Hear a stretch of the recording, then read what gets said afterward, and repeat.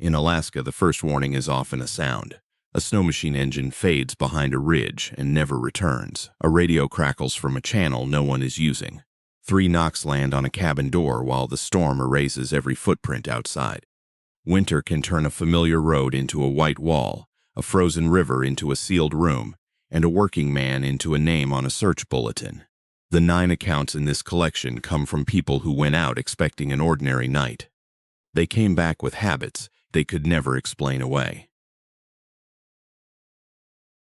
Daniel Rusk kept a list of small promises in the glove box of his fuel truck. He wrote them on the back of old delivery receipts, 1 line at a time, in block letters that stayed readable when his fingers were stiff. Call June before midnight. Check the left mirror every 10 minutes. Do not trust a road that looks smooth. The first promise was for his daughter. The second came from an accident. The third came from Carol after a loaded trailer slid sideways on black ice. He stopped laughing after he saw the ditch. He was 46 and had driven the Dalton Highway for 12 winters. His route ran north from Coldfoot Camp to pipeline stations. Daniel liked that the truck did what it was told, and the road never pretended to be friendly. At the end of each shift, he called June from the payphone beside the kitchen at Coldfoot. She was 9 and lived with Carol in Fairbanks. June collected the little paper sleeves from coffee shops. She taped them into a notebook and gave each one a name. Daniel kept a picture of the notebook tucked behind his sun's visor. On the night this happened, June answered on the 4th ring. Her voice was thin with sleep. "You are late. I am still in the yard. You said you would call before the weather report. Then I will call before the second report." June considered this. She always considered promises as if they were contracts. "Bring me a new sleeve somewhere that has coffee." She made a tired sound that was almost a laugh. Carol took the phone and reminded him about the heater vent. Daniel said he had checked it twice. He did not mention the forecast. Snow increasing, winds rising, visibility falling. At the loading rack, his coworker Wes Malloy stood with a flashlight between his teeth. He tapped the truck's side tank with a metal bar and listened to the ring. "You hear that?" Wes asked. "I hear a tank. You hear a full tank." "That is better." Wes pulled the flashlight from his mouth. Snow hissed against his hood. "Road crew closed the north pullout," he said. "A drift came over the marker posts." "I know. Do you?" Daniel checked the hoses. The rubber had gone hard in the cold. He worked each coupling with both hands, wiping the fittings with a rag that smelled of diesel and peppermint gum. Wes watched him for a moment.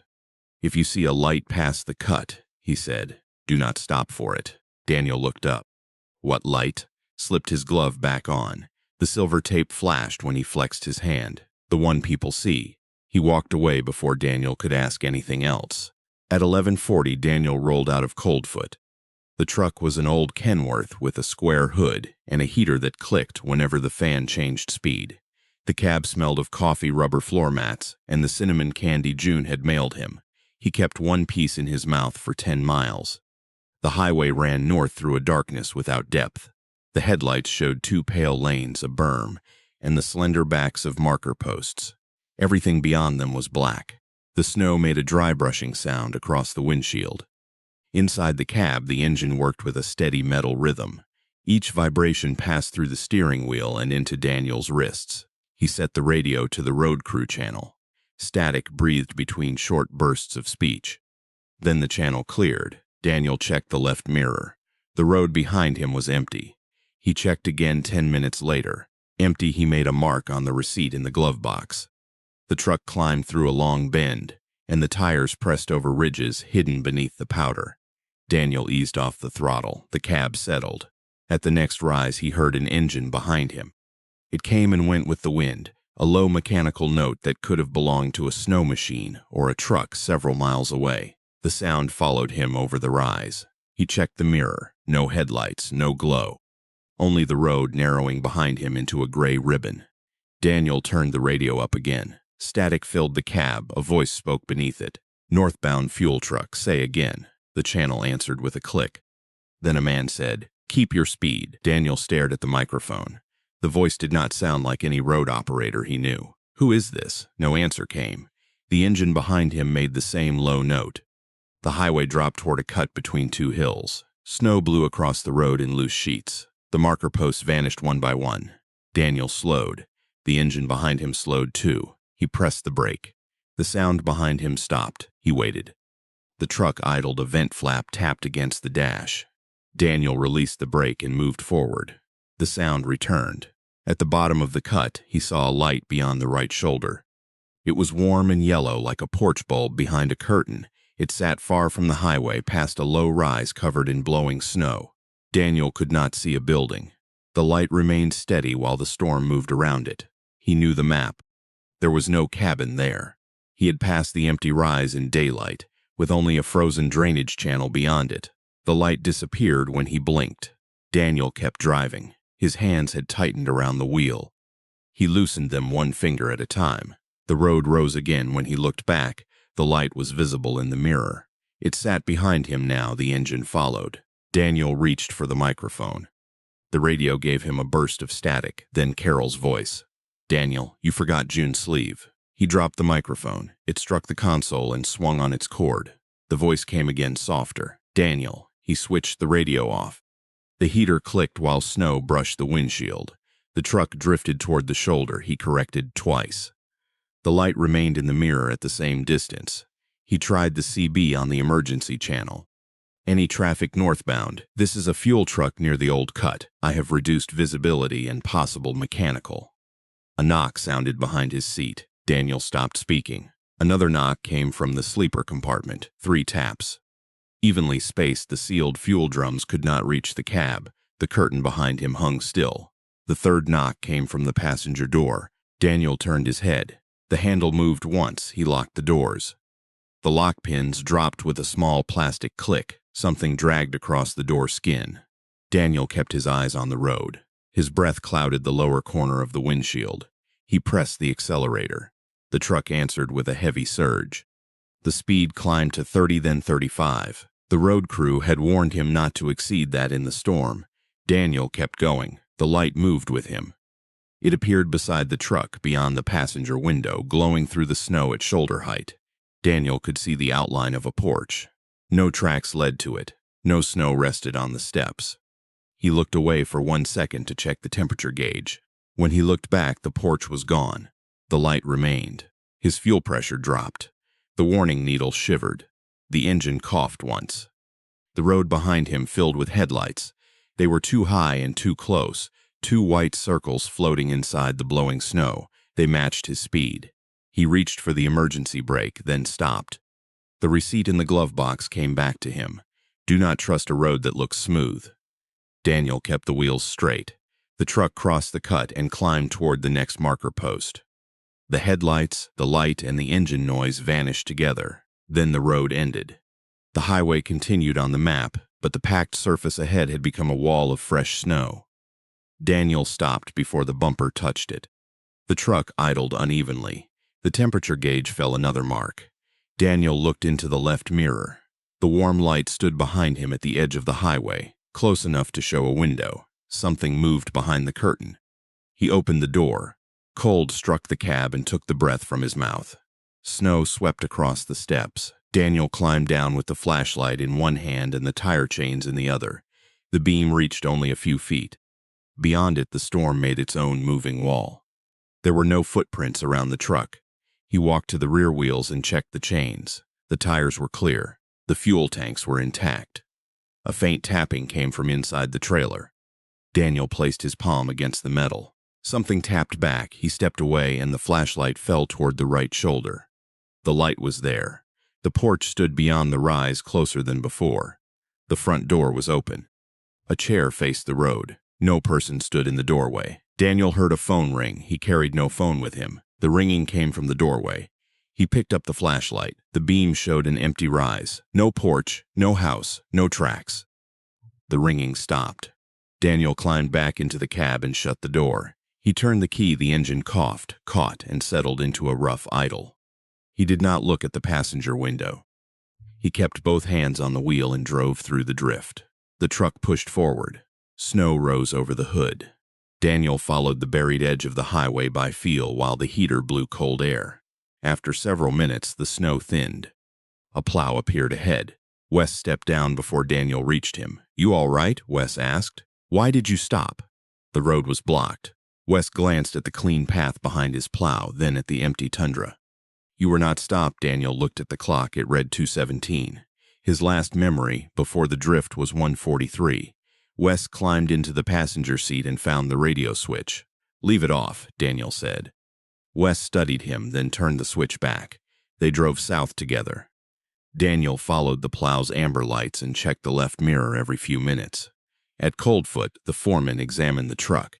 The cargo seals were unbroken and the tanks were full. In the sleeper compartment, 3 shallow dents marked the interior wall. Frost ringed them from the inside. Daniel never mentioned the voice on the radio. He told Carol only that the road had closed early. When he returned to Fairbanks, he bought June a paper sleeve from a coffee shop near the airport. He placed it on the kitchen table and watched her tape it into the notebook. After that night, Daniel stopped driving after midnight. He kept the cab radio off unless another truck was speaking. In winter, he never left a porch light on at home. He said bright lights made it harder to see the road. But every December, when the first deep snow covered the yard, he walked outside with a flashlight and checked the distance between the house and the trees. He measured it twice. Then he stood still and listened for an engine that had no headlights. In places like Coldfoot, people learn to measure safety by small things: a working heater, a clear radio, a road marker that remains where it belongs. The trouble begins when one of those things moves without making a sound. Daniel still checks the left mirror every 10 minutes. He still writes the promise on the back of a receipt. He has never written down the light. Lena Arvik warmed her stethoscope on the radiator before every home visit. She said cold metal made people pull away before she had even asked a question. The radiator in the village clinic clicked and popped all afternoon, pushing heat through a room that smelled of rubbing alcohol, wool mittens, and the powdered soup she kept in a jar above the sink. Lena had been the village health aide for 7 years. She could start an IV in a moving boat, sew a cut with the needle kit from her kitchen drawer, and tell which child had been crying by the rhythm of the footsteps outside the clinic. Her workdays were measured in small things: pill packets folded into paper triangles, names written twice on each form, a kettle switched off before it boiled dry.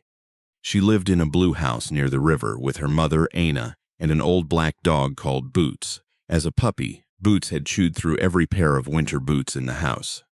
On the evening this happened, Lena was labeling insulin pens when the radio beside the sink crackled. A man from the western camp had collapsed beside his stove. His name was Eli Norn. He was 72, diabetic, and too far from the landing strip for a plane to reach him before morning.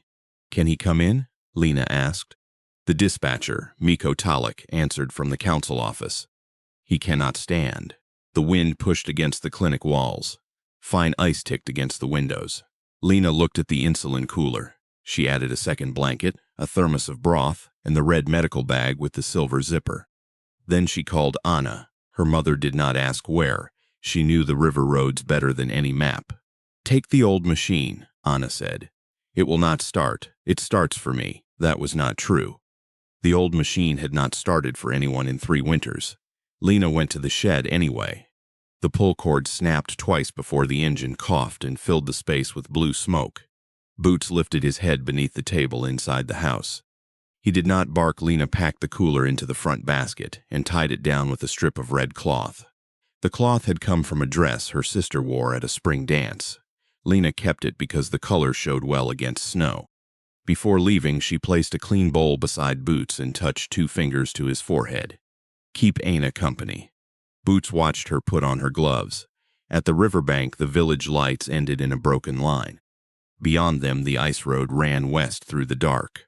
Snow had covered most of the old tire tracks, leaving only shallow grooves where the wind had not reached. The river was more than a mile wide there. In summer, it carried driftwood, boats, and the brown smell of silt. In winter, it became a white plain with a low pulse beneath it. Lena killed the engine before reaching the first marker. The sudden quiet was not complete. The river made small sounds under the ice: a dull knock, a long creak, a soft shiver that traveled through the frozen surface and disappeared into the banks. She waited with both feet on the runners. Across the river, a dog barked once. Then the wind covered it. Lena started the machine again. The markers were cut spruce poles set every 100 yards. During daylight, she could follow them without thinking. At night, they appeared and vanished in the snow, each one a dark stroke rising from the white. Lena leaned forward and kept the headlamp low. High beams made the blowing snow look like a solid wall. She had crossed this route since childhood. Her father taught her to listen for changes beneath the runners. A hollow vibration meant thin ice. A hard double knock meant an old pressure seam. He had never explained what to do when the sound came from behind. Halfway across, Lena heard a second engine. It was slower than hers. The sound rose and fell with the wind. She checked the mirror mounted above the headlamp. There was no light behind her. She eased off the throttle. The other engine slowed. Lena stopped beside a marker pole. Snow settled against her shoulders. The river groaned below the machine, deep and patient. She held her breath until the sound behind her faded. Then a small bell rang somewhere in the dark, one note. Lena knew that sound. Eli Norn kept a brass bell on the zipper of his grandson's winter coat. The boy Tomas had disappeared 3 years earlier during a storm on the western bank.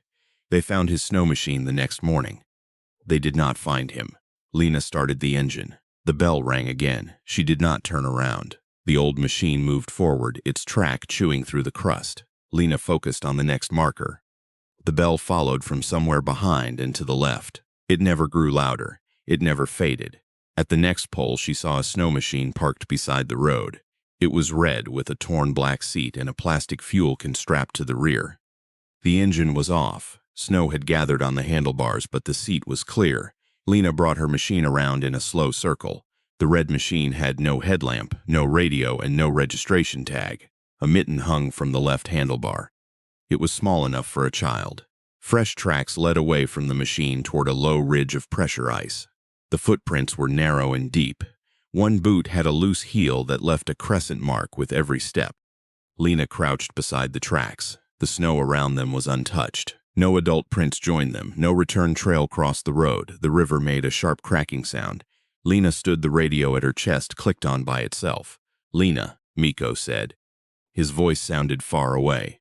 "Where are you?" Static covered his reply. Then he came through again. "Do not leave the road. There is a machine here." Miko was quiet. "What color?" "Red." Another pause. The wind moved over the river in a long, even breath. "Come back," Miko said. "Ellie needs the insulin. The river can wait." Lena looked toward the dark western bank. Eli's camp was less than 2 miles ahead.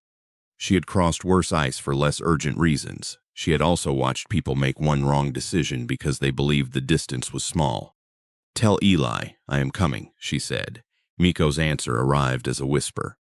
"If you hear someone call your name, keep your mouth closed." The radio went silent. Lena took the child's mitten from the red machine. It was stiff with frost. The inside smelled faintly of wood smoke. She placed it in the pocket of her parka and returned to her snowmobile. The bell rang behind her. She did not look. The road bent around the pressure ridge. The markers had been knocked down by wind, and Lena followed the shallow depression left by older machines. The river seemed to widen in the darkness. Every sound traveled too far. The engine beneath her, the runners scraping ice. The loose buckle on the medical bag tapping against the basket. Then a child said her name. It came from the left, close to the ground. "Lena." Her mouth opened. She shut it before the sound could leave. The machine drifted toward the ridge. Lena corrected the skis and watched the next pole appear through the snow. A small shape stood beside it. The head was bent. One arm hung at its side. The bell rang. Lena kept going. The shape moved when she passed, not toward her. Alongside her, hidden beyond the wall of snow. Its steps matched the machine's speed. She looked down at the runners. The ice beneath them shone faintly through the powder. A dark line ran beside the track parallel to it. It was not a crack. It was a narrow channel where the snow had been pressed flat by something walking. The channel continued for several yards, then disappeared beneath the river ice. Lena stopped the machine. The engine died. For a moment, there was only the river. Then something knocked beneath the ice directly under her boots, once, twice, 3 times. Lena stepped off the machine. The ice bowed slightly beneath her weight. She backed toward the marker pole, keeping her feet in the same prints. The black dog tag on her medical bag tapped against the metal buckle. Across the river, a light appeared. It was not the yellow porch light. This one was blue and low, moving behind the snow. It traveled toward her without growing larger. Lena heard an engine approach, though the parked red machine remained dark. Her radio clicked. "Lena," Miko said. "Answer me." She held the radio away from her mouth. The voice changed. "Lena, I cannot stand." It was Eli's voice. It came from the water beneath her. The ice gave a long, bending groan. Lena grabbed the handlebar and pulled herself onto the seat. The engine refused to start. She yanked the cord once, twice. The bell rang close to her right ear. On the fourth pull, the engine caught. She drove without looking at the markers. The road rose and fell under the machine. The headlamp showed snow, then darkness, then snow again. Behind her, the second engine moved at the same speed. Lena reached the western bank and climbed the packed trail toward Eli's camp. A single window glowed ahead. Smoke rose from the stovepipe. She killed the engine beside the door. Eli was sitting on the floor with his back against the stove. His left hand trembled around an empty mug. Lena opened the cooler and prepared the insulin while he watched the river through the window. "You hear it?" he asked. Lena did not answer. Eli nodded as if she had. Thomas had that bell. She gave him the injection and wrapped a blanket around his shoulders. The camp was warm, but the floorboards trembled every few minutes. Eli kept his eyes on the dark glass. "You should not have come," he said. "You needed the medicine." "That is not what I meant." Lena stayed until his breathing slowed. At first light, the storm thinned enough for her to cross back. The red snow machine was gone. The child's mitten remained in her pocket. On the river, she found a line of footprints beside the road. They followed her tracks all the way to the eastern bank. The loose heel left a crescent mark each time. At the village, Anna waited beside the shed. Boots stood behind her. "Did you see anyone?" Anna asked. Lena took off her gloves. "No." Anna looked at the mitten in her hand. "She did not touch it," she said. Lena placed it on the wood stove. The mitten smoked without catching fire. When she checked it later, the wool was dry and cold with a small crescent pressed into the palm. After that night, Lena never crossed the river after sunset. She kept the radio volume low and never answered when a voice called from outside the clinic. Before every crossing, she placed both hands flat on the ice and waited for the river to finish speaking. She still warms her stethoscope on the radiator. She still labels every medicine packet twice. But she no longer leaves a blank space in her travel log. Where the route ends, she draws a small black circle. People who live beside frozen water learn that distance is measured by how long a sound takes to disappear. Lena still hears that bell in her sleep. It always rings once before the ice begins to knock. Owen Bell kept his pencils short. He used them until the eraser wore down to a metal disc, then placed the stub in a coffee mug beside the radio console. The mug had once belonged to his daughter, Anna. Blue letters on the side spelled "World's Best DAD," though the paint had chipped away from the first word. Owen worked nights at the communications hut outside Port Orison, a coastal settlement where the road ended at the runway fence. He monitored weather channels, guided bush pilots through low visibility, and repaired the small equipment that failed when the temperature dropped. His job depended on patience. A pilot could miss one word and drift toward the mountains. A nurse could call for an airlift and hear only static. The radio never looked frightened. It only repeated what reached it. Anna lived in Anchorage now. She studied marine biology and sent Owen photographs of tide pools, sea stars, and gray water under spring clouds. He saved every picture in a folder beneath the desk. On Sundays, he called her before the kitchen at home filled with guests. She always asked what he had eaten. He always lied about the soup. On the night this began, Owen had eaten half a sandwich and a boiled egg. He kept the other half wrapped in wax paper beside the weather log. Outside, wind moved across the frozen bay with a hollow rush. The antenna mast complained in small metallic groans. At 11:10, a fisherman called from the east inlet. His engine had stalled, and the ice was forming around the boat. Owen gave him the emergency frequency and wrote down the coordinates. He called the harbor crew. A snowcat went out with a tow line. The fisherman kept talking while they worked. His voice shook at first, then steadied when the tow reached him. "You still there?" the fisherman asked. "I am here." "Good." Owen liked that answer. It was the whole purpose of the hut. At midnight, the crew returned. The harbor master, Tessa Vale, stopped by the door with frost on her eyelashes. She carried 2 paper cups from the diner and set one beside Owen's pencil mug. "You need to go home," she said. "The forecast is changing. The forecast always changes." She looked at the weather screens. The pressure had fallen hard over the Bering Sea. A band of snow was moving toward the coast. "Anna called," Tessa said. "She wants you to visit before spring. She wants me to eat something that is not from a can." "That too." Tessa left him with the coffee. The door shut. The wind returned to the walls. At 12:26, the old receiver on the far end of the console clicked on. Owen turned his head. The channel was labeled 118. It had been out of service for 13 months. He had shut it down himself after the crash of a Piper Cherokee carrying a pilot named Merritt Cole. The aircraft disappeared during a February storm while flying from Port Orison to a mining camp inland. Merritt had reported clear visibility, then a crosswind. After that, nothing search teams found a torn section of wing near a frozen creek. They found no body and no radio. Owen had been the last person to speak with him. The receiver hissed. Then a man said, "Port Orison Station weather check." Owen's hand stopped above the keyboard. The voice sounded like Merritt. Not similar, not close. It had the same dry edge, the same habit of letting the final word fall away. Owen leaned toward the speaker. "Station copies. Identify." The channel answered with a wash of static. "Visibility good," the voice said. "Wind light from the west. Ceiling 3,000. Owen looked through the hut window. Snow was hitting the glass sideways. The runway lights had vanished behind the weather. The ceiling outside could not have been measured from the ground. He reached for the transmit key. "Merritt, this is Owen Bell." "Say again," the voice continued as if he had not spoken. "Landing in 9 minutes." The transmission ended. Owen checked the clock, 12:31. He wrote the words into the weather log. His handwriting leaned sharply to the right. Tessa returned 20 minutes later to collect her cup. Owen told her about the transmission. She listened without touching the receiver.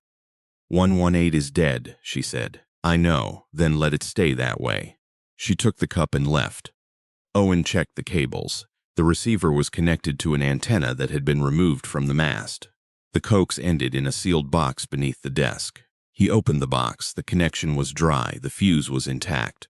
At 12:40, 118 clicked again. "Port Orison Station weather check." Owen did not answer.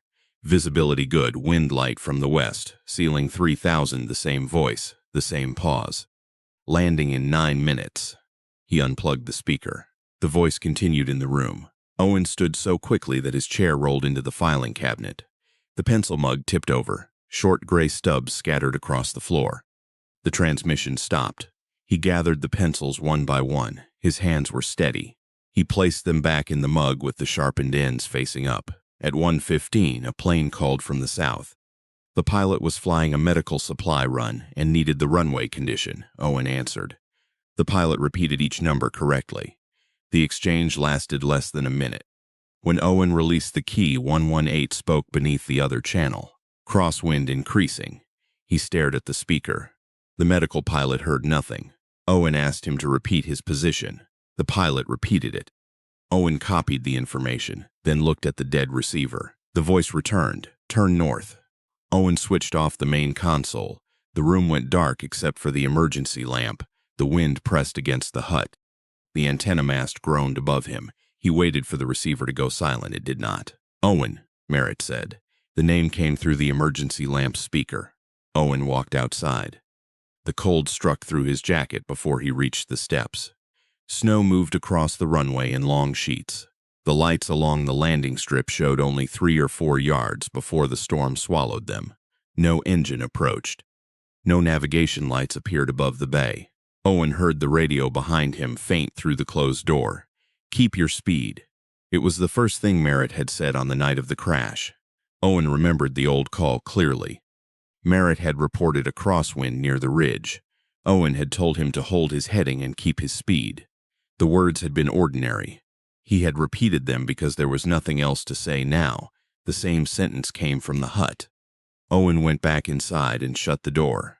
He took a cassette recorder from the shelf. It had belonged to the previous operator and still used batteries that leaked white powder into the compartment. Owen put in a fresh set and placed the microphone beside the speaker. At 2:04, the channel spoke again. "Visibility good." Owen pressed record. Wind light from the west. He watched the tape reels turn. Ceiling 3,000. Owen checked the actual instruments. The ceiling was below 500. The wind was coming from the north, landing in 9 minutes. The transmission ended. Owen replayed the tape. The voice was there. Between the words, he heard a low, rushing sound. It resembled water moving under ice. He listened again. On the third replay, a second voice appeared behind Merritt's. It was quieter and closer to the microphone. "Do not answer." Owen stopped the tape. At 3:10, the runway lights flickered. A shape crossed the far end of the strip. Owen watched it move between the lamps. It was too low for an aircraft and too slow for a person walking in the wind. He picked up the binoculars. By the time he looked through them, the runway was empty. The radio clicked. Port Orison Station weather check. Owen left the microphone on the desk. "Visibility good," Merritt said. "Wind light from the west." The voice paused. "Owen, I am below you." The words were quiet. They did not sound like a message sent through a radio. They sounded like a man speaking from beneath the floor. Owen stepped back. The boards under his boots vibrated. The vibration traveled toward the center of the hut. A pencil rolled off the desk. The emergency lamp swung on its wire. Owen lifted the floor hatch. Cold air rose from the crawl space. The beams, pipes, and frozen gravel were visible beneath the hut. Nothing moved. The radio spoke again. "Landing in 9 minutes." Owen closed the hatch. He called Tessa at the harbor office. The line rang 6 times before she answered. "What happened? Come to the station. Are you hurt? No. Then tell me what you hear." Owen looked at the receiver. "Merritt." Tessa said nothing for several seconds. "Turn off the speaker," she said. I did. "Turn off the whole hut." The line went dead. Owen packed the cassette, the weather log, and the emergency radio into a canvas bag. He shut down the generator and stepped outside. The snow had stopped. The bay lay under a clear black sky, the stars sharp above the runway. The silence made the hut seem abandoned. Then he heard an aircraft engine. It came from beneath the runway. Owen stood beside the antenna mast and listened. The engine rose, held, and dropped away. No lights crossed the sky. No snow lifted from the strip. The receiver inside the dark hut clicked once. Owen did not go back in. At dawn, Tessa found him sitting on the steps with the canvas bag between his boots. She looked at the dead generator, then at the receiver inside the hut. "You heard him again," she said. Owen handed her the cassette. "I recorded it." Tessa did not take the tape. Merritt's voice was never on 118. "I know." She looked toward the bay. The wind had begun moving again. Fine snow crossed the ice in narrow lines. "The search team found his radio in the creek," she said. "The battery was dead." Owen watched the runway lights come on one by one. "What channel did they find it on?" Tessa turned away. The cassette contained 7 minutes of static when they played it in the harbor office. The weather report was gone. So was the second voice. At the end of the tape, beneath the hiss, Owen heard his own voice say, "Keep your speed." He did not remember speaking. After that winter, Owen stopped using the dead channel. He removed its label from the console and stored the receiver in a cabinet with the batteries taken out. He kept the cassette in a metal box beneath his bed. Every February, before the first flight, he walked to the runway and placed one hand on the frozen ground. He waited until the vibration stopped. If the radio crackled inside the hut, he did not turn around. The people of Port Orison still depend on voices carried through the air. A warning can keep a plane above the ridge. A coordinate can bring a boat home through fog, but a voice does not prove where its speaker is. Owen learned that much in the dark. Now, whenever someone calls his name from an empty room, he leaves the answer behind his teeth. Caleb Shaw carried a roll of orange survey tape in the breast pocket of his parka. He used it to mark pipeline valves, fallen trees, and the handle of his thermos when he set it down in the snow. Caleb's daughter was 12 and lived with his former wife in Fairbanks. Every Wednesday, she sent him a photograph of something she thought he would miss. A broken street sign, a crow standing on a mailbox, the shadow of a snowbank under a yellow parking light. Caleb saved the pictures in his phone, then printed them when he returned to town. His work kept him north of the road system for weeks at a time. He inspected survey stakes along a pipeline corridor and logged changes in the ground beneath the snow. He liked measurements. A distance stayed the same no matter how tired a person became. The crew camp sat beside a maintenance road that ran toward the Brooks Range. 4 trailers stood around a generator. Caleb slept with one boot beneath the bed. He said it was because he hated searching for the second boot in the dark. The other men knew he kept a small revolver inside the locked cabinet above his bunk. The camp supervisor, Ruth Madsen, pretended not to notice. On the morning this happened, Caleb woke before the alarm. The generator had stopped. Without it, the camp seemed to have lost its center. The refrigerator clicked once, then fell silent. Somewhere outside, a loose metal panel tapped against a trailer wall. Caleb dressed by flashlight.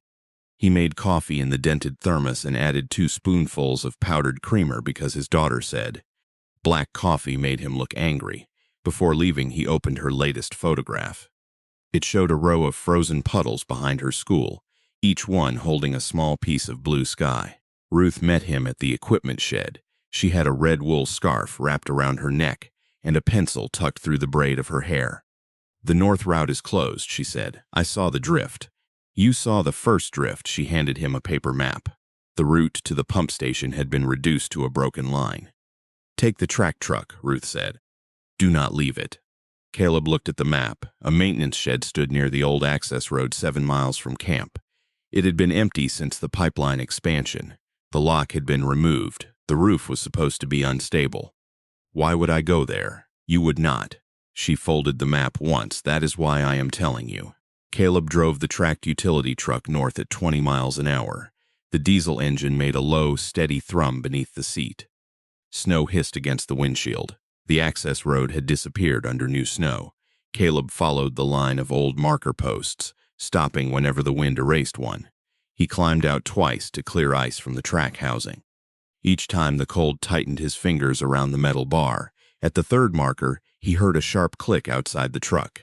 He switched off the engine. The click came again. Caleb opened the door. A length of orange survey tape hung from a spruce branch beside the road. He had not placed it. The tape was fresh bright against the snow. He reached for it, then stopped. The wind lifted the tape. Beneath it, a narrow trail of boot prints crossed the road and vanished into the trees. Caleb marked the location in his notebook. He did not follow the prints. He climbed back into the truck and drove on. The next marker stood 100 yards farther north. It was not orange tape. It was a wooden board with black numbers painted across it, mile 72. Caleb stared at the board through the windshield. The nearest highway marker was more than 40 miles south. The pipeline route had no mile signs, only survey stakes, each stamped with a letter and a number. He stepped down from the truck and examined the board. The paint was still wet beneath the frost. Someone had pushed the board into the snow with a steel post. Caleb heard a distant engine. It stopped when he stopped. He turned toward the sound. The trees stood black and close together. No headlights showed between them. Caleb returned to the truck. He drove another half-mile and found a second board, mile 71. The boards continued through untouched snow. They formed a straight line toward the abandoned maintenance shed. Caleb radioed the camp. Ruth, I have markers on the north route, Static answered. The generator at camp was still down. He tried again. Ruth, do you copy? Only the low hiss of an open channel came back. Caleb looked over his shoulder. The utility truck sat alone on the road. Behind it, his tracks were already filling with powder. At mile 68, he found the first vehicle. It was a white pickup half buried beside the trees. The driver's door stood open. Snow had filled the cab to the dashboard. A blue sleeping bag lay across the passenger seat. Caleb shut off his truck and approached on foot. The pickup had no plates. The keys were still in the ignition. A road atlas rested on the floor, open to a page showing the pipeline corridor. On the back of the driver's seat, someone had scratched a line into the vinyl. Do not follow the signals. Caleb leaned closer. The letters had been made with a knife. The final word was deeper than the others. He heard an engine behind him. This time the sound was close. Caleb turned. A snowmobile stood between 2 trees, its headlamp off. The rider wore a dark parka and a full-face helmet. No face showed behind the visor. Caleb raised one hand. The rider did not move. You need help, Caleb called. The snowmobile engine started. The rider reversed into the trees and disappeared. Caleb returned to his truck. The marker boards continued ahead. The nearest one leaned toward the shed. He should have turned back. Ruth's instruction sat in his mind, plain and complete. Do not leave the truck. Do not use the old road, but the storm was building. If the boards had been placed by a road crew, they could mark a safe route. If they had been placed by someone else, Caleb needed to know how far the line went. He drove forward. The snow thickened near the shed. The trees closed around the road. The utility truck's tracks became the only clear surface. Caleb saw another vehicle ahead, this one a dark van with its rear doors open. The van contained empty fuel cans, a torn backpack, and a child's plastic sled. No footprints led away from it. The snow inside the cargo area was smooth. Caleb found a stack of papers under the driver's seat. They were copies of emergency calls from different towns, vehicle descriptions, license plates, names of people traveling north. Each page had a time written in the corner. The most recent page was dated 3 days earlier. The name at the top was Ruth Madsen. Caleb folded the paper and put it in his pocket. The utility truck lost traction. Its tracks spun without moving. Caleb shifted into reverse. The machine rolled backward 2 feet, then stopped against something buried beneath the snow. He climbed down with the flashlight. A steel cable ran across the road. It was tied between 2 trees at axle height. Caleb cut the engine and reached for the radio. Static filled the cab. Beneath it, a voice spoke.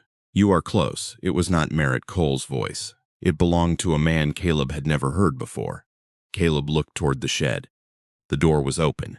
No light showed inside. He backed away from the cable. The snowmobile engine started behind him. The rider was standing on the road, blocking the way back.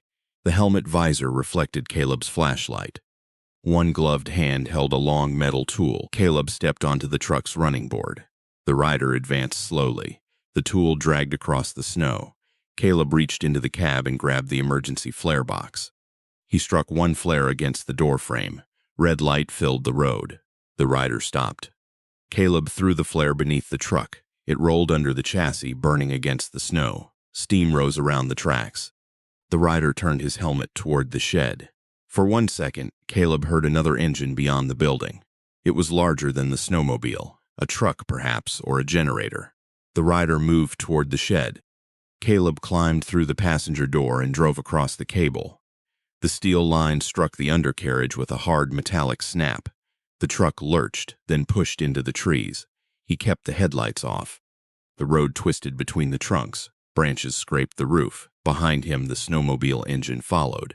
Caleb remembered the old survey maps. A drainage culvert ran beneath the access road, less than a mile south. It was too narrow for the utility truck, but wide enough for a person. He stopped beside a slope and killed the engine. The pursuing engine passed without slowing.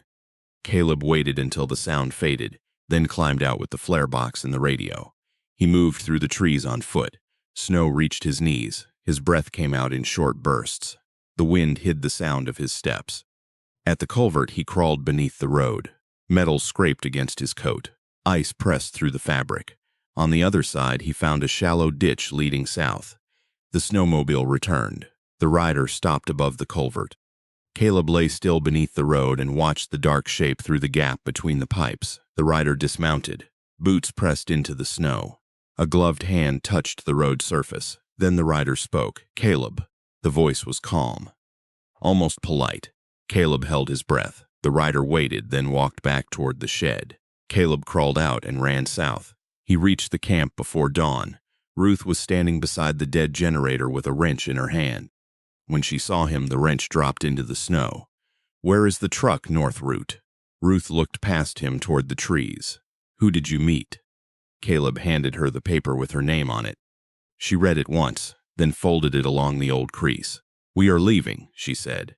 State troopers arrived that afternoon by helicopter. They found the abandoned vehicles, the cable, and the marker boards. The maintenance shed contained sleeping bags, food wrappers, and a stack of radios with their batteries removed. No person was inside. The boards had been placed at exact distances from the shed. Each one pointed toward the same door. The troopers asked Caleb why he had followed them. He told the truth. He had wanted to know where the road went. After that winter, Caleb stopped using orange survey tape except on his own equipment. He never followed a marker. He had not placed himself. When a vehicle stopped beside the road, he stayed inside and called for help before touching the door. His daughter's photographs still arrived every Wednesday. He printed them, but he no longer kept them on his phone. He taped each picture to the wall above his bunk, where he could see the room behind him in the reflection of the glass. In the north, a road can be made from almost anything. Tire tracks, a line of poles, a promise that someone came through first. Caleb learned that a sign can offer direction without offering safety. The marks in the snow do not tell you who made them. He still carries the orange tape. He keeps it sealed inside a metal box. Nora Venn kept her husband's work gloves on the kitchen hook. Edwin had been dead for 3 winters, but the gloves still hung with their thumbs turned inward, as if he had removed them carefully before washing his hands. Every October, Nora drove north from Fairbanks to the cabin they had built near the edge of the spruce line. She brought a canvas bag of groceries, a new box of mousetraps, and a jar of pickled spruce tips that Edwin had made during their last summer together. She placed the jar on the counter and checked the date written on the lid. The cabin had 2 bedrooms, a narrow bathroom, and a back room Edwin called the map room. He had lined its walls with charts of rivers, fire roads, and old mining claims. After his death, Nora left everything where he had put it. His red pencil remained on the desk. His reading glasses stayed beside the lamp. A coffee stain shaped like a crescent marked the corner of one map. Nora did not come to remember him. She came to keep the roof from failing and the pipes from freezing. She checked the chimney, drained the outside hose, and placed a folded towel beneath the kitchen door. She slept in the front bedroom with a small radio on the nightstand. Edwin had hated radios. He said they filled a room with voices that did not belong there. On the afternoon this began, Nora arrived under a low gray sky. The snow had started early. It moved through the trees in fine grains, whispering against the cabin walls. She unlocked the door and listened before entering. The house made its ordinary sounds, the refrigerator ticking, the roof giving a soft wooden pop. A pipe settling behind the bathroom wall. Then she heard a dull knock from the map room. Nora held the key in the lock. The sound did not come again. She stepped inside. The cabin smelled of cold ash, pine boards, and the cedar soap Edwin kept beneath the sink. Nora turned on the lights and moved from room to room. The front bedroom was cold enough to sting her nose. The bathroom window had a lace of frost along the bottom edge. In the map room, the air felt different. It was warmer. Nora closed the door behind her. She checked the wall heater. The switch was off. The pilot light was dark.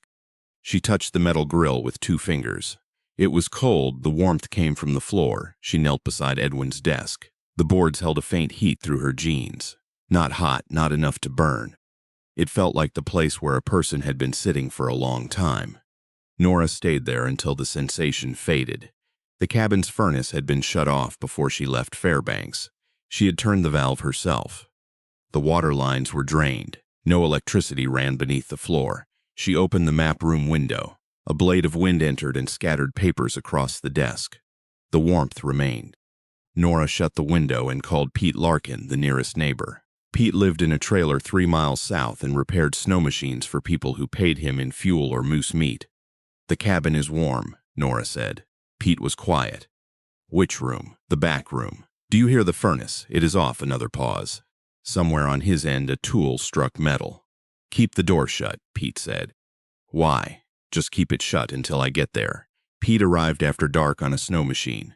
Nora heard the engine approaching through the trees, then the scrape of his boots on the porch. He carried a tool bag and a battery lantern. Pete stepped into the map room and stood without speaking. His beard held small beads of frozen moisture. He placed the lantern on Edwin's desk. The light showed the room exactly as Nora had left it. Maps, pencil glasses. The warmth pressed up through the floor. Pete touched the boards. "Could be a pipe," he said. "The pipes are empty. Could be ground heat. The ground is frozen." Pete looked at the wall behind the desk. Edwin's largest map covered it from floor to ceiling. It showed the river valley north of the cabin with several areas marked in red pencil. "He ever talk about a cellar?" Pete asked. "He wanted one. We never built it." Pete lifted the corner of the map. Behind it the wall was solid pine. "You smell anything?" he asked. Nora leaned closer. There was a faint odor beneath the cedar soap. Wet wool, old smoke. Something sour like a coat left in a sealed room. Pete lowered the map. "Keep the door shut," he said again. He left before Nora could ask what he had found. That night she slept in the front bedroom with the radio turned low. The wind moved over the roof. Snow struck the window in soft bursts at 217. A board creaked in the hall. Nora opened her eyes. The radio was silent. A second creak came from the map room. She sat up and listened. The cabin held its breath around her. The refrigerator stopped ticking. The roof stopped popping. Even the wind seemed to draw away from the walls. Something moved across the map room floor. Not footsteps. A dragging sound, slow, heavy enough to make the boards complain. Nora reached for the flashlight beside the bed. She did not switch it on. She could see a thin line of yellow under the hall door. The map room door was closed. Nora waited until morning.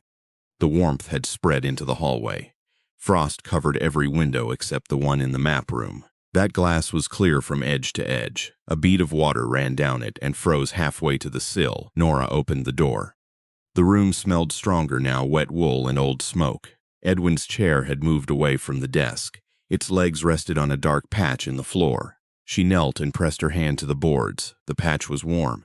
Nora removed the maps from the wall. Behind them, she found a narrow seam in the pine paneling. The line ran from the floor to the ceiling. Edwin had painted over it. The paint was cracked in a perfect rectangle. She fetched a screwdriver from the kitchen drawer. The first panel lifted easily. Behind it was a cavity filled with insulation and black plastic sheeting. The air inside moved against her fingers. Nora pulled the panel wider. A set of wooden steps descended beneath the map room.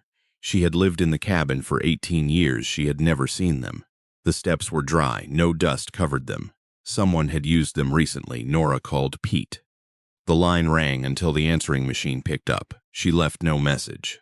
The cavity breathed warm air against her face. She closed the panel and dragged Edwin's desk in front of it. Then she carried the lantern into the kitchen and sat with the red medical bag on her lap. The cabin settled around her. The furnace remained off. The warmth continued beneath the floor. At noon, Pete returned with a pry bar and a rifle. He looked at the moved desk, then at Nora. "You opened it. I saw the steps." Pete set the rifle beside the door. "Edwin built that room?" He said there was no cellar.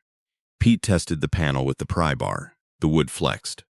"People used these hills before your husband. Trappers, survey crews, men who did not want company. Is someone down there?" Pete looked at the floor. "There is heat." The panel shifted under the pry bar. A low sound came from below. It was not a voice. It might have been air moving through a narrow pipe.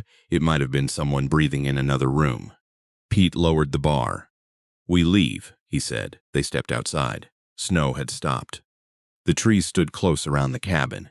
Their branches bent under the new weight. Pete walked to the back wall and examined the foundation. There were tracks beneath the window. They led from the forest to the cabin and ended at the wall.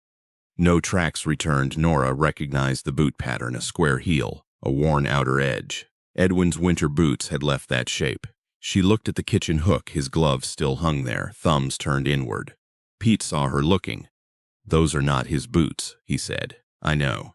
They drove to Pete's trailer and called the state troopers. A deputy arrived before sunset with a thermal camera and a search dog. The dog stopped at the cabin door, pressed its nose to the gap, and refused to enter. The thermal camera showed heat under the map room.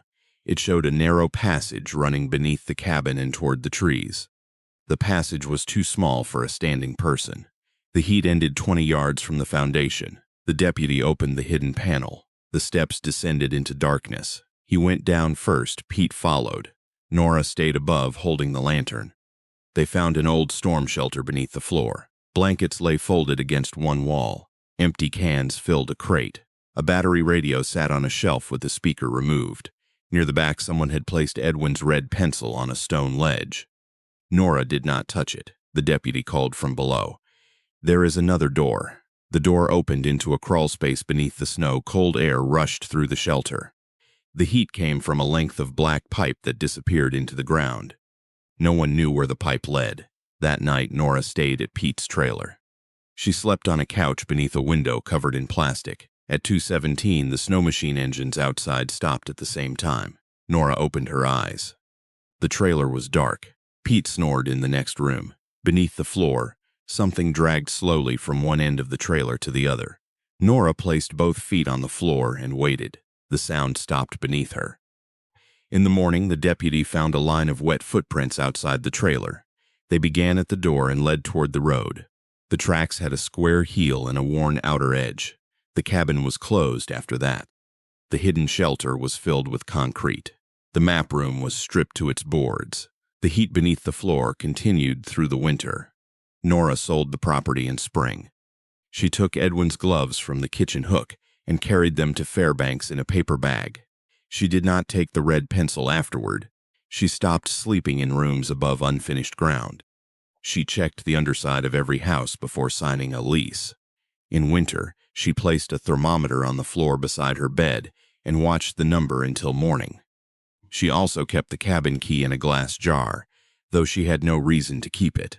Once a month, she removed the jar from the cupboard and listened to the metal turn against the glass. People think a house is safe when its walls keep the wind outside. Nora learned that a wall can also keep something warm. The cold tells you where the world ends. Heat can make the boundary harder to see. Every year when the first snow covers Fairbanks, Nora checks the floor beneath her kitchen table. She never kneels for long. Aaron Pike kept a paper map folded inside his lunch bag. He had drawn the same route across it for 11 winters, from the volunteer rescue shed to the south ridge of Granite Pass. The line was crooked because he always drew it while eating. Grease from sausage sandwiches had darkened the corners. He worked days repairing snowplows for the borough and spent nights answering calls from people who had gone too far into the mountains. His wife, Elise, said he could identify a stranded engine by the way it coughed over the radio. Their son, Peter, was 8 and believed every rescue truck belonged to his father. Peter kept a red plastic whistle on the kitchen table. Aaron had given it to him after a school trip was delayed by fog. The whistle had 3 teeth marks near the mouthpiece. Peter used it whenever he could not find his gloves. On the evening this happened, Aaron was replacing the batteries in 6 headlamps. He checked each switch, wrote the voltage on a strip of masking tape, and stuck the tape to the lamp body. Outside, snow moved across the driveway in thin ribbons. The gutter above the garage clicked as ice shifted inside it. At 9:30, the rescue pager sounded. A snowmobile party had failed to return from Granite Pass, 3 people. One emergency beacon last position near the southern ridge. Aaron finished the battery check before he stood. He put the paper map into his coat, kissed Elise beside the sink, and told Peter to keep the whistle on the table.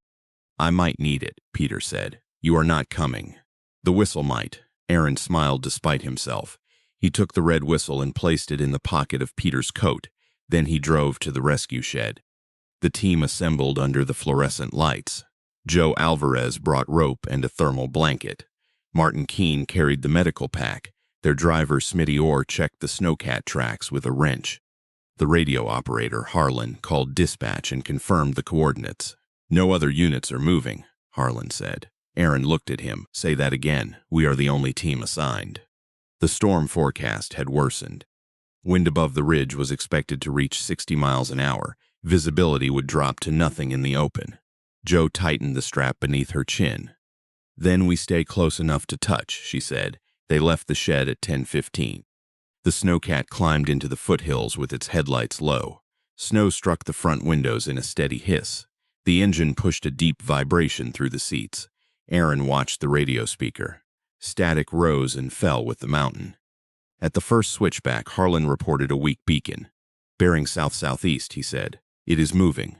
"Beacons do not move," Martin said. Harlan checked the screen. "This one is." The signal shifted 5 degrees, then settled. Aaron marked the change on his paper map. The grease stain spread beneath his thumb. The snowcat reached the tree line. Beyond it, the mountain opened into a white slope. The wind struck the vehicle hard enough to make the doors flex. Smitty stopped near the last spruce.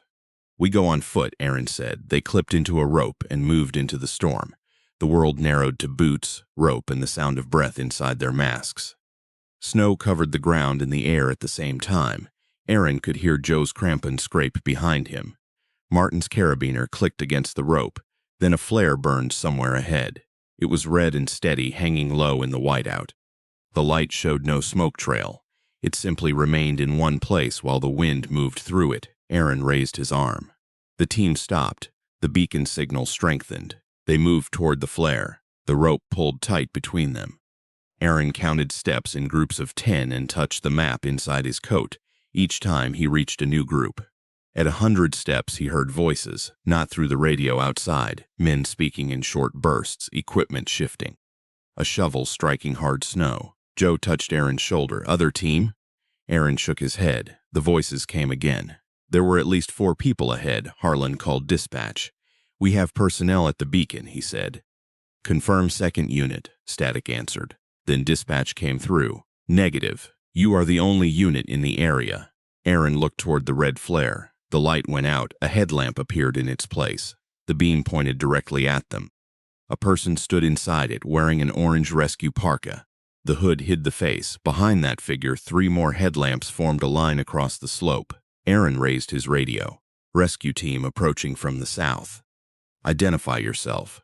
The figure lifted one arm and made the signal for stop. Joe whispered, "That is our signal." The figure turned and walked uphill. The other headlamps followed. Aaron felt the rope move through his gloves. Martin had stepped forward.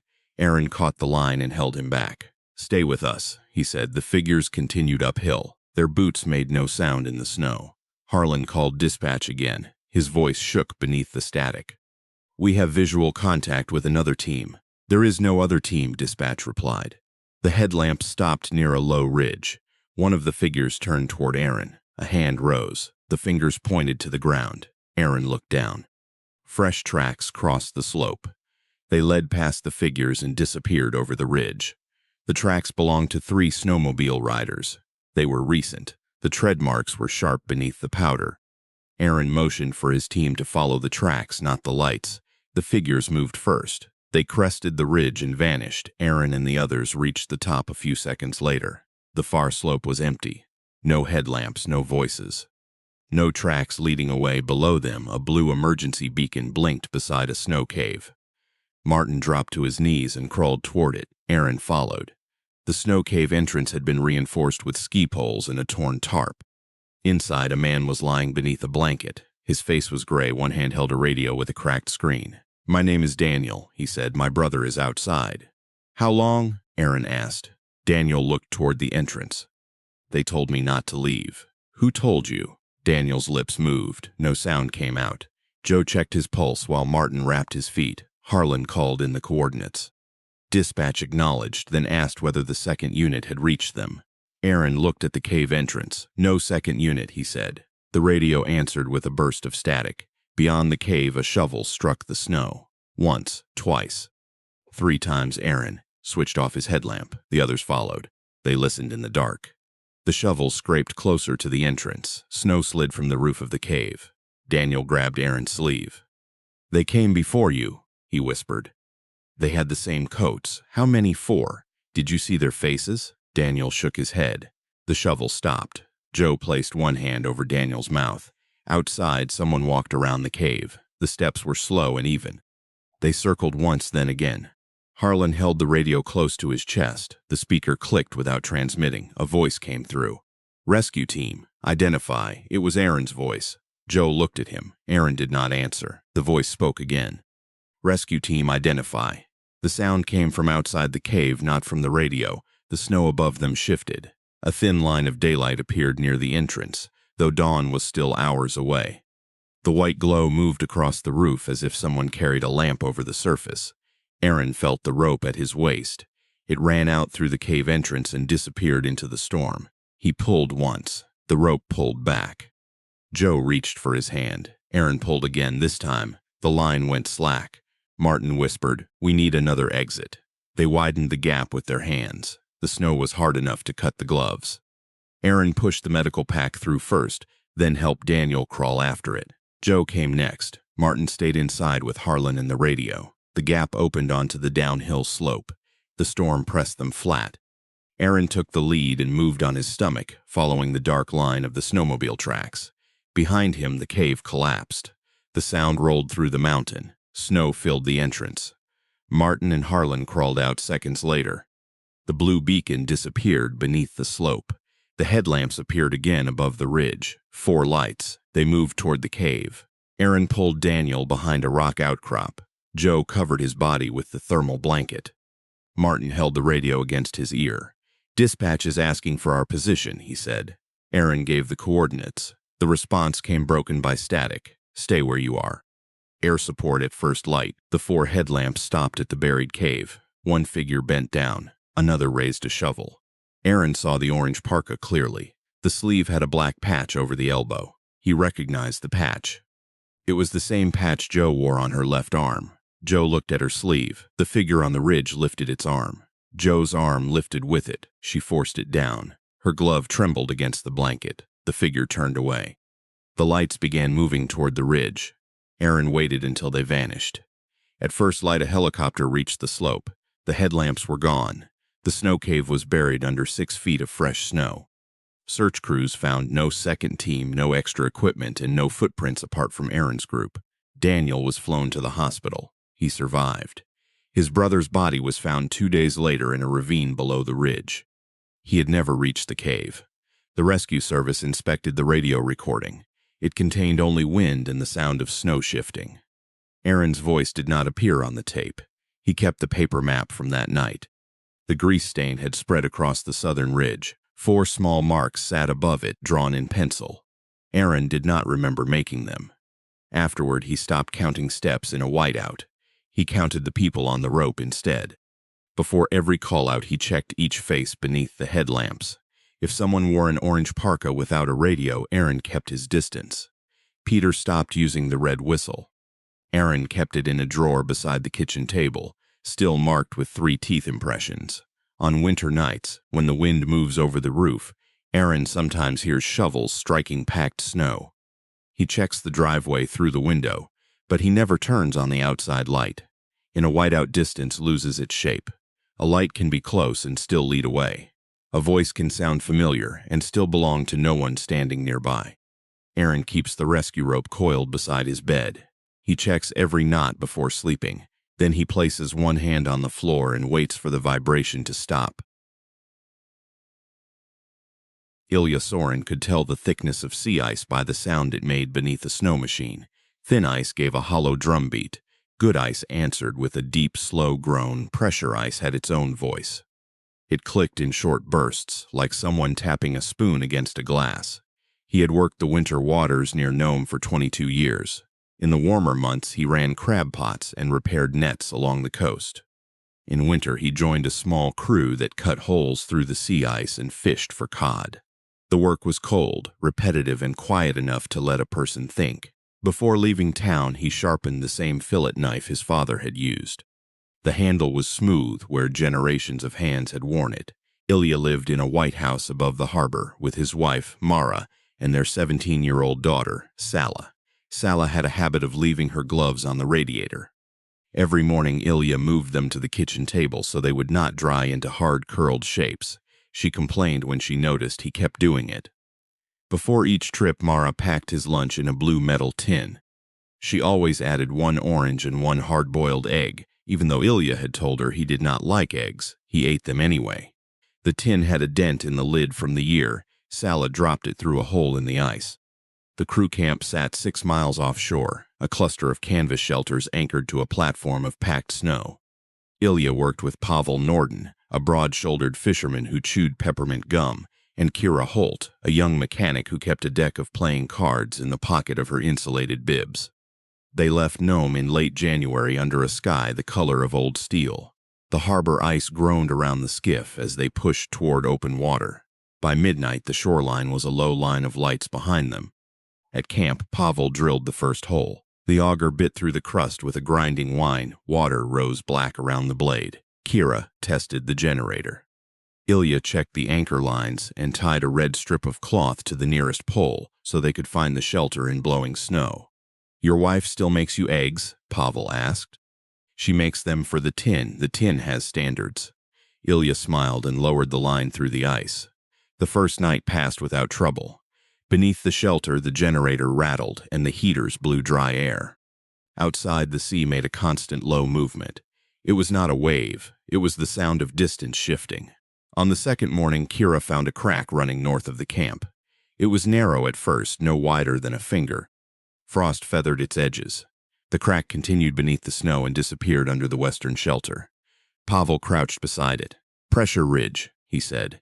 "It is moving toward us," Kira answered. Ilya took off one glove and touched the ice. A vibration traveled through his fingers. The sound beneath them came in 3 quick taps. He remembered a warning from Nina Agluk, an older woman who sold fuel and coffee near the harbor. She had told him not to cut through a ridge that moved at night. "The ice keeps what it is given," Nina had said. "Do not ask it to open." Ilya had thought she meant equipment, a dropped auger, a buried sled. Things that vanished into water and stayed there. By noon, the crack had widened to a hand's breadth. The camp platform shifted when the tide changed. Cups slid across the table. The generator belt squealed each time the shelter moved. Kira marked the ridge with red paint. Pavel wanted to move the camp. Ilya checked the weather report. Wind was increasing from the east. A storm would make travel impossible before morning. "We work one more night," Ilya said. "At first light, we pull the shelters." Pavel looked at the crack. "You said that yesterday." That evening, the pressure ridge spoke beneath the camp. It began with a long groan. The floor lifted slightly under Ilya's boots. The lantern flame leaned toward the western wall. Kira stopped dealing cards. Then came the tapping. 3 quick knocks, a pause. 3 more. Pavel reached for the radio. "Something is under us," he said. "There is water under us," Ilya answered. The tapping moved beneath the shelter. It traveled from the storage crates to the stove, then stopped beneath the sleeping bags. Kira whispered, "It sounds like a person." No one corrected her. In the morning, an object protruded from the pressure ridge. It was a metal thermos frozen halfway into the ice. The lid was dented. A strip of green tape circled the body. Ilya recognized the brand. His father had carried one like it when he worked the winter boats. The thermos disappeared during a storm in the late 1970s, along with a crewman named Anton Sorin. Pavel rubbed the ice around it with his mitten. "Could be another one," Ilya did not answer. Kira used a saw to cut the object free. The thermos came loose with a wet crack. It was empty. Inside the lid, someone had scratched a single letter. That night, the ridge advanced another yard. The camp radio picked up a transmission from the shore. Nina Agluk's voice came through the static. "Come back before dark." Ilya reached for the microphone. "Nina, how did you get this frequency?" The radio clicked. "Do not answer the knocking." The transmission ended. Pavel shut off the radio. Kira stared at the speaker. "She does that often?" "Nina does not use radios," Ilya said. The wind rose during the afternoon. Snow covered the red paint on the ridge. The ice beneath the camp began to move in slow pulses. Each pulse lifted the platform, then set it down with a wooden thud. Kira found a second object near the eastern hole. It was a child's red boot. The leather was cracked. A white thread crossed the toe in a crooked line. Ilya had seen the boot before. It belonged to a boy from a coastal village who vanished during a winter crossing when Ilya was a child. The search party found one boot near the shore. The other was never recovered. Kira held it in both hands. "How old is this? Older than you," Pavel said. The boot was wet inside. Water dripped onto the ice. At sunset, the camp lights went out. The generator coughed once and stopped. The shelters turned black outside. The ridge made a deep cracking sound that seemed to travel under the entire sea. Ilya lit the lantern. Its flame shook in the glass. The tapping began again. 3 knocks beneath the floor. 3 beneath the stove. 3 beneath the sleeping bags. Pavel picked up the emergency radio. "We are leaving now," he said. The radio answered in his own voice. "We are leaving now." Pavel dropped it. Kira turned toward the western wall. The canvas had pulled tight, dark line pressed against it from outside. Something moved along the shelter. The shape stopped beside the door. No one breathed. A hand pressed against the canvas. The fingers were long and flat, separated by folds in the material. The hand slid downward and vanished. Ilya grabbed the flare box. Pavel opened the door. Wind struck the shelter and threw snow across the floor. The pressure ridge stood 10 yards away, higher than a person. Blue light showed through the cracks inside it. The camp platform tilted toward the ridge. Kira screamed once. The sound disappeared into the wind. Ilya pushed the fuel cans toward the exit. Pavel cut the anchor line with a hatchet. The western shelter tore loose first. Its canvas snapped and vanished over the ridge. The black water opened beneath it. There was no splash. The shelter dropped slowly as if the sea had taken hold of the floor. Kira ran for the snow machine. Ilya followed with the emergency pack. Pavel stayed behind to pull the second shelter free. The ridge cracked again. A narrow channel opened between the camp and the route to shore. Objects rose in the dark water: the thermos, the red boot, a rusted lantern, a child's mitten, a metal tag stamped with a name. The objects turned in the current and moved toward the camp. Pavel shouted. Ilya looked back. Pavel stood beside the generator. Behind him, the water had reached the shelter wall. Something struck the ice from below. The canvas bulged inward. Pavel raised both hands. Go! Ilya wanted to cross the platform. The gap widened between them. Black water showed beneath the snow. Kira pulled his arm. Ilya.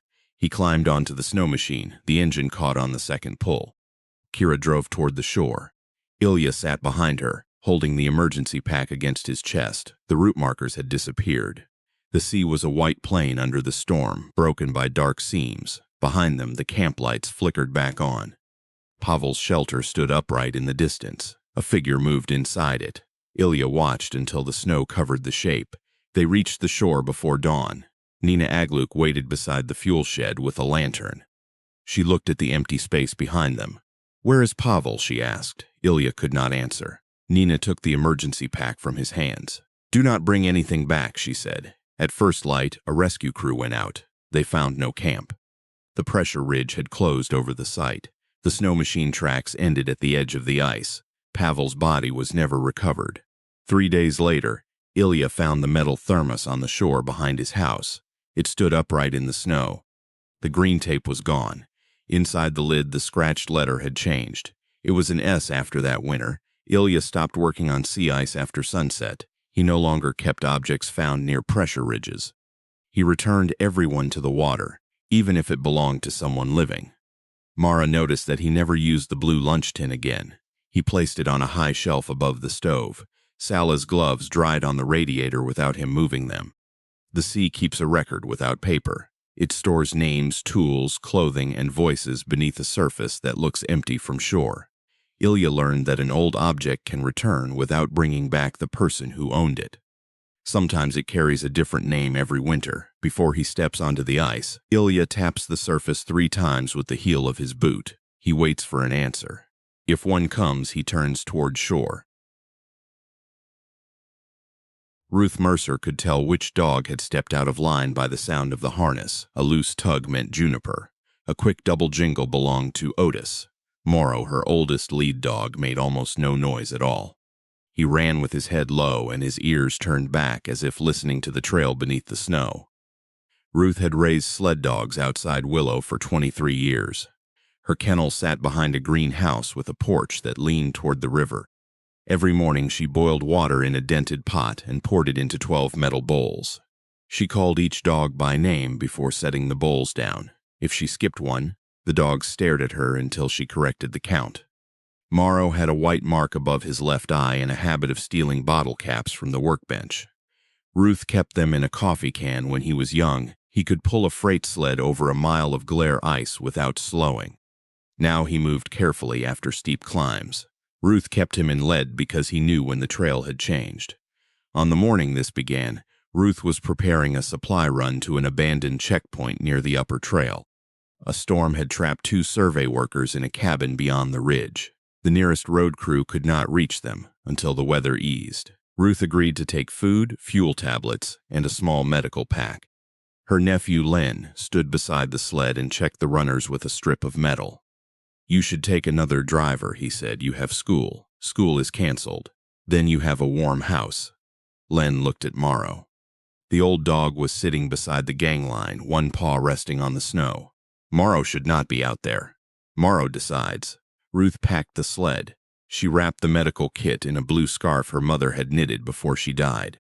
The scarf smelled faintly of cedar from the drawer where Ruth kept it. She tied a strip of yellow cloth to the rear lashings, so the sled could be seen in a whiteout.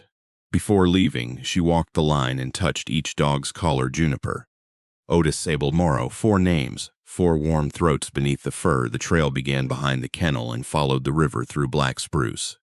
The dogs moved at a steady trot. Harness lines tightened. Runners hissed over packed snow. Ruth kept the sled brake light, listening to the rhythm of paws. At the first bend, the wind came through the trees and covered the trail with loose powder. The dogs lowered their heads. Morrow shifted left, then corrected without being told. Ruth checked the sky. The clouds had dropped below the ridge. The daylight looked bruised. They reached the old warming shack by noon. A volunteer named Caleb stood outside with a mug in his hands. The shack's door banged against the wall behind him. "You are going up?" he asked. "The survey crew needs supplies." Caleb watched Morrow. "The dogs stopped at the last cabin last winter." "Which cabin?" "The one past the black spruce stand." "The checkpoint." Caleb nodded. "They would not pass it after dark." Ruth tightened the line on Sable's harness. "Dogs do strange things." Caleb looked toward the trail. "They do ordinary things for reasons we do not see."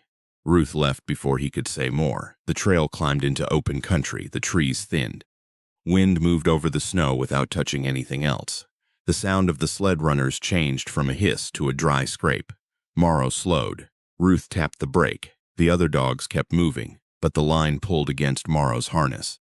He turned his head toward the right side of the trail. There was nothing there except a low bank of snow and the dark tips of spruce. Morrow stood still. Ruth stepped off the sled and walked to him. His breath came out in short white bursts. She checked his paws. No ice, no blood, no broken line. "Come on," she said. Morrow looked past her. Then he moved. The checkpoint appeared near sunset. It was a single cabin with a green door and a collapsed radio mast beside it. No smoke rose from the chimney. The windows were dark. Snow had covered the roof almost to the eaves. The dogs stopped at the edge of the clearing, all four. Ruth pressed the brake. The sled slid forward and bumped the backs of their legs. Morrow stood with his head raised. The other dogs leaned against their harnesses, claws digging into the packed trail. Ruth heard a sound from the cabin, a metal cup rolling across a floor. The dogs heard it too. Juniper gave a low whine. Sable turned around and faced the trail behind them. Ruth called out. "Hello?" The cabin answered with a soft knock. Morrow backed away. Ruth looked at the clearing. Fresh sled tracks entered from the south and stopped beside the cabin door. There were no footprints beside them. The tracks continued on the other side of the cabin. They began again 20 feet away. Ruth crouched and touched the snow. The surface was smooth inside the gap. No wind had crossed it. The tracks simply started where there had been nothing. Len's voice came through the handheld radio. "Aunt Ruth, do you copy?" Ruth reached for the button. The radio answered before she pressed it. "Aunt Ruth." It was Len's voice. The sound came from the cabin. Ruth switched the radio off. The dogs pulled backward. She looked at the supply sled. The survey workers were still beyond the ridge. If she turned back, they would spend another night without heat. Ruth opened the sled box and took out a flare. She struck it against the cap. Red light washed over the clearing. The cabin door stood open. She had seen it closed a moment earlier. No one stood inside. The flare hissed in the snow. Morrow made a sound. Ruth had never heard from him. It was not a growl. It was a low, steady note that continued even when he closed his mouth. Ruth moved toward the cabin. The other dogs remained behind her, lines stretched tight.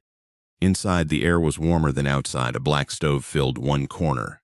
A kettle sat on top, its lid trembling. The room smelled of wet wool and old fish. There were 4 bunks along the wall. 3 held folded blankets. The 4th was covered with a layer of fresh snow. Ruth stepped closer. The snow on the bunk was melting. Something had been lying there. She turned toward the door. Morrow stood on the threshold. The other dogs were still outside. Their harnesses jingled as they pulled against the line. Ruth heard a second set of paws behind her. Soft steps crossed the cabin floor. She did not turn around. The steps stopped beside the stove. The kettle lid lifted once, then settled. Ruth backed toward Morrow. He lowered his head and entered the cabin. His body pressed against her legs. The other dogs began to bark outside, not at the cabin, at the empty space behind Ruth. She grabbed Morrow's harness and pulled him toward the door. The cold struck her face. The clearing had changed. The flare burned near the sled, but the trail behind it was gone under blowing snow. The dogs were no longer facing the cabin. They were looking toward the black spruce stand. A harness bell rang among the trees, one note then another. Something moved between the trunks. Ruth could not see its shape, but the dogs leaned forward as if another team stood there. Morrow pulled away from her. For the first time in his life, he slipped the lead. His collar came free. He ran toward the trees. Ruth shouted his name. The sound vanished in the wind. Morrow reached the first spruce and stopped. His head turned toward the dark. A second set of tracks appeared beside his paws. They led into the trees. Morrow followed. Ruth ran after him. The other dogs surged behind her, dragging the sled. Branches struck her hood. Snow reached her thighs. The bell moved deeper into the forest. Then Morrow's tracks ended. They stopped beside a spruce trunk. No turn, no return, no broken branches. Ruth dropped to her knees and pressed both hands into the snow. It was warm beneath the surface. The dogs stood around her. Their breath clouded the air. None of them barked. From beneath the snow, Morrow's collar bell rang. Ruth dug with her gloves. She cleared a shallow hollow and found the collar lying on the ground. The metal was warm. The leather was wet. The bell rang once more. Ruth stood. The cabin door slammed in the clearing. She pulled the dogs back toward the sled. The trail had reappeared, marked by a line of old tracks leading south. The supply sled was still where she had left it. The yellow cloth snapped behind it. Ruth loaded the dogs and cut the line to the checkpoint. She drove without looking back. The runners struck buried ridges. The dogs pulled hard their paws, finding the trail even when the marker poles vanished. At the first bend, the radio clicked on. Morrow's collar bell rang through the speaker. Ruth threw the radio into the snow. The dogs kept running. She reached the warming shack before dawn. Caleb opened the door with a shotgun in his hands. He saw the empty lead harness and stepped aside. "Where is Morrow?" he asked. Ruth placed the wet collar on the table. Caleb did not touch it. At first light, a snow machine team went back to the checkpoint. They found the supply sled tracks, the open cabin, and 4 sets of paw prints leading into the spruce. Morrow's tracks ended beside the same tree. No human footprints were found. The survey workers reached the warming shack that afternoon. They had spent the night in their cabin and never heard the radio call Ruth had received. They did not know she had come. Ruth returned to the kennel alone. Juniper took Morrow's place in lead, but she stopped before every dark stand of trees. Otis refused to sleep near the harness rack. Sable began barking at empty sections of trail. Ruth stopped taking teams past sunset. She kept Morrow's collar in the coffee can with the bottle caps. Every winter, before a long run, she touched the bell and listened for the sound beneath it. Dogs trust a trail through their feet before they trust it through their eyes. Ruth learned that the body can notice a missing thing long before the mind finds a name for it. Some places do not need a wall to become unreachable. Now, whenever the dogs stop together, Ruth does not urge them forward. She turns off the sled engine and waits until every harness bell has stopped moving. Thomas Vale kept a jar of loose bolts beside his bunk. He sorted them by size whenever the camp generator ran smoothly. Small ones on the left, rusted ones on the right. Anything he could not identify went into a separate cup marked ladder. He worked as a mechanic at North Star Camp, a remote oil facility beyond the last maintained road. The camp held 8 workers, 2 generators, a machine shop, and a row of modular buildings joined by raised walkways. In winter, snow buried the lower rails. Wind moved under the walkways and struck the metal supports like knuckles. Thomas had been at North Star for 5 years. His sister Mara lived in Fairbanks and mailed him crossword puzzles, with the difficult clues circled in blue ink. Thomas solved them during equipment checks. He kept the completed puzzles in a toolbox beneath the workbench. Every evening he called Mara from the communications room. The call lasted 3 minutes because the satellite connection dropped after 4. She asked what he had eaten. He described the cook's stew as if it were a meal prepared by someone who cared. The camp cook, Nels Pruitt, heard him and threw a wooden spoon across the kitchen. "You want praise, repair the freezer," Nels said. Thomas had repaired it twice that week. He kept the spoon on the counter anyway. On the night this began, snow arrived before the weather station reported it. It struck the dormitory windows in hard bursts. The camp lights flickered. When the western generator changed load at 7, the satellite connection failed. Thomas tried Mara 3 times. Each attempt ended with a flat tone. He put the receiver down and wrote the time on a pad beside the phone. Nels watched him from the kitchen doorway. "You want to use the old radio. It has no range. Neither does that thing tonight." The old radio sat on a shelf above the emergency lockers. It belonged to a survey worker named Eli Mercer, who had died during a winter inspection 2 years earlier. His body was found near the North Valve Station after a whiteout. The camp stored his heated survival coat in the gear room because nobody had claimed it. Thomas had repaired the coat's battery pack himself. It contained a small heating grid sewn through the lining and a red indicator light near the collar. When powered, the coat made a faint buzzing sound, like a phone vibrating against a table.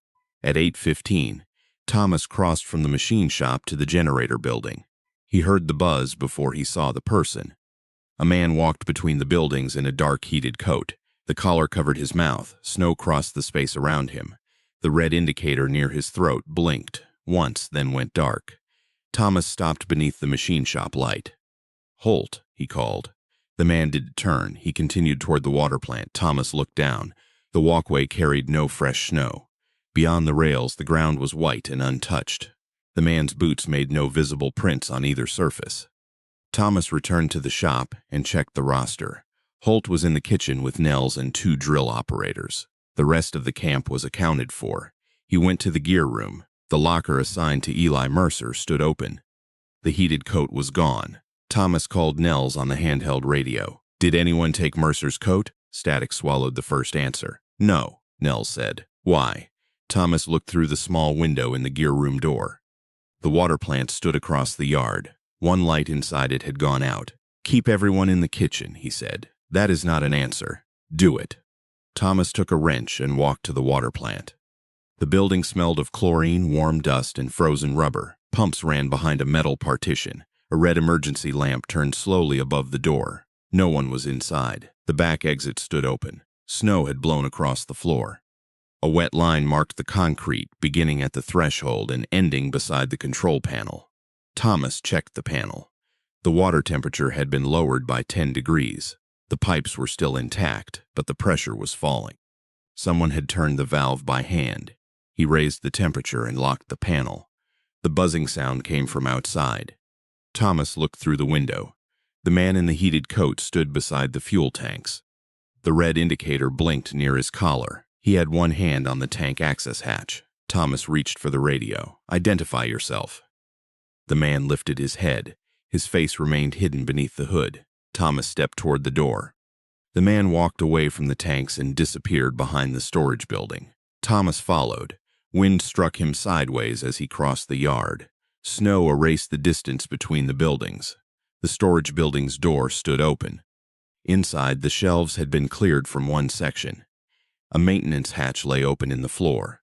Thomas knew the crawl space beneath the camp. It carried heating lines and power cables from the generator building to the dormitories. A person could move through it if they stayed low. The buzzing came from below. Thomas crouched beside the hatch. Warm air rose against his face. He heard a metal tool scrape along a pipe. Then a voice spoke beneath the floor.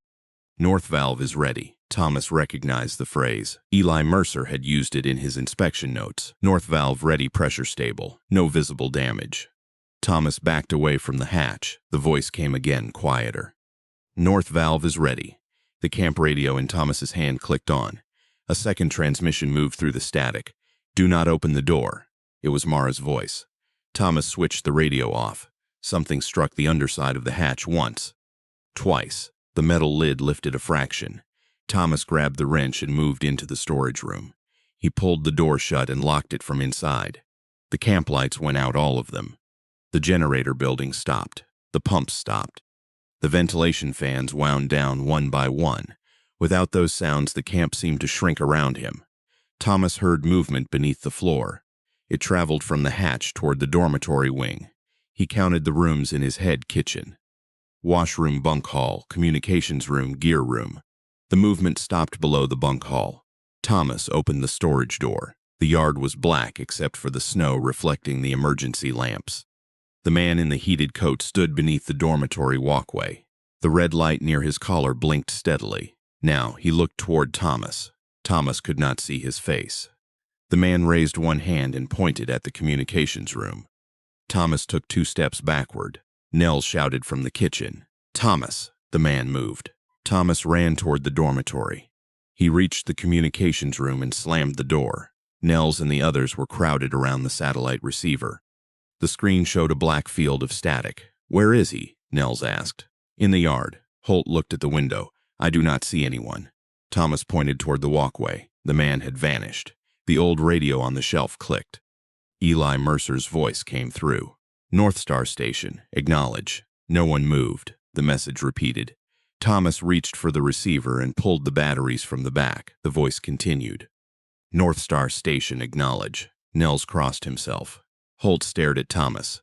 That is not possible, Holt said. Thomas looked at the floor. The buzzing sound moved beneath the room. It stopped directly under the table. The floorboards lifted once. The men stepped away from the table. A thin line appeared between two panels. Cold air came through it, carrying the smell of oil and wet wool. Thomas saw a red light beneath the crack. The heated coat was below them. He grabbed the fire axe from the wall. Nels unlocked the emergency exit. The group moved into the snow together. At the edge of the camp, a flare rose into the storm. Its red light showed the fuel tanks, the walkways, and a single figure standing beside the north gate. The man in the heated coat had his back to them. The gate was locked. Beyond it, the road ran toward the north valve station. Thomas heard an engine start beyond the fence. The camp had only one working vehicle, and it was parked behind the machine shop. The man opened the gate with a key. Thomas ran. He reached the gate as the man stepped through. Thomas grabbed the coat at the shoulder. Heat pressed against his glove. The man twisted free with surprising strength. The hood slipped back. Thomas saw a pale cheek, a shaved head, and a strip of black tape across the mouth. The man struck him in the ribs and ran toward the road. Thomas fell against the gate. Nels pulled him upright. Who was it? Thomas watched the figure disappear into the snow. Someone who knows the camp. The flare burned down. The road went white. At dawn, the crew found the north valve station open. A fuel line had been loosened, but no leak had started. The control panel had been switched to manual operation. A set of fresh boot prints led from the station to the road and ended beside the drift. There were no prints leading back. The heated coat was found hanging inside the gear room. Its battery pack was still warm. A dark smear marked the collar. Thomas did not touch it. State investigators arrived 2 days later. They examined the crawl space, the valve station, and the communications room. They found a second entrance beneath the storage building, hidden behind a panel. The passage connected to the old road beyond the camp. No one found the man. Eli Mercer's name remained on the coat label. The investigators said the coat had been stored in a locked cabinet. Thomas knew the cabinet had been opened before he entered the gear room. After the camp reopened, Thomas refused to work alone after dark. He counted every bunk before leaving the dormitory. He checked the fuel gate twice. He kept a wrench beside the communications receiver and never answered a voice from an unplugged radio. Mara told him to come home. Thomas said he would after the thaw. He mailed her the crossword puzzles with no answers filled in. The camp still runs through the long winter. Generators hum pipes warm. Men cross between buildings with their heads down while snow erases the space behind them. Thomas learned that a closed camp can still have an open door. The person who walks through it does not need to be invited. At night, Thomas keeps the heated coat in a steel locker with the battery removed. Before he locks the door, he listens for the faint buzzing inside.